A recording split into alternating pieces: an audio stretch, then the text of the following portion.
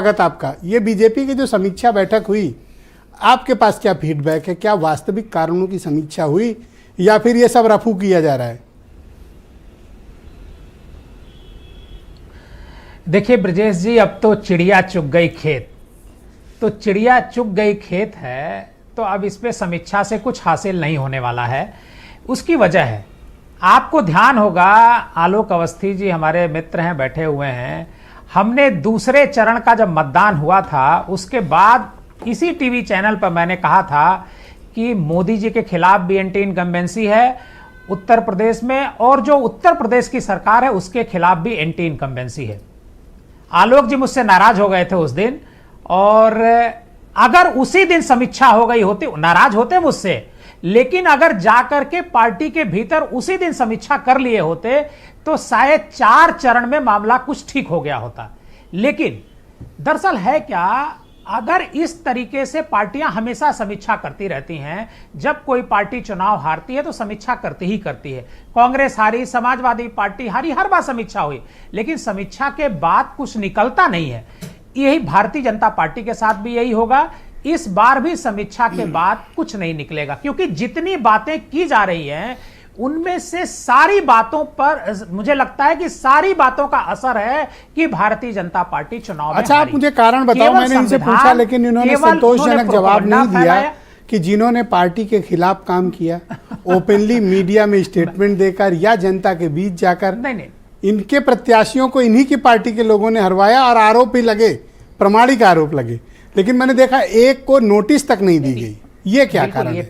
ठीक बात, बिल्कुल ठीक बात है। दरअसल क्या है कि यह एक कारण यह हो सकता है, यह एक कारण है, इसमें कोई दो राय नहीं है, लेकिन केवल यही एक कारण है ऐसा नहीं है। बहुत सारे कारण हैं। संविधान का मुद्दा है, बेरोजगारी है, सरकार के में बैठे जो लोग हैं, नेता हैं, इन्हीं के पार्टी के पदाधिकारी हैं, कार्यकर्ता हैं, उनके एक पैसे के काम नहीं हो रहे हैं।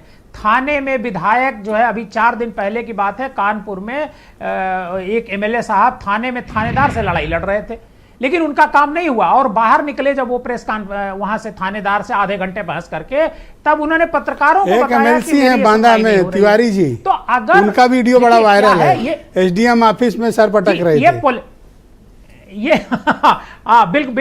बिल्कुल आप ठीक कर रहे हैं। देखिए क्या है, स्टेट पॉलिटिकल होता है, सरकार पॉलिटिकल तरीके से चलती है, न कि प्रशासनिक तरीके से। प्रशासनिक तरीके से जब सरकारें चलती हैं तो ये प्रॉब्लम आती ही आती है, और उसकी वजह है नीचे तक यही हाल है। लेखपाल से लेकर के थानेदार से लेकर के ऊपर तक करप्शन इतना जबरदस्त फैला। किसी व्यक्ति से बात आप करिए, आप भी सैकड़ों लोगों से रोज अच्छा, ये कोई मैसेज है हर व्यक्ति यही कहता है, लखनऊ से करप्शन 5 गुना नीचे नहीं सुनना है विधायकों की, सांसदों की, या पार्टी संगठन के लोगों की, या फिर पुलिस अपने हिसाब से एक्ट कर रही है, प्रशासन अपने हिसाब से एक्ट कर रहा है? देखिए नहीं, बिल्कुल देखिए, पार्टी अलग है। पार्टी जैसे दिल्ली में है, पार्टी अलग काम करती है और सरकार अलग काम करती है। तो दिल्ली में तो पार्टी और सरकार एक ही व्यक्ति के पास है।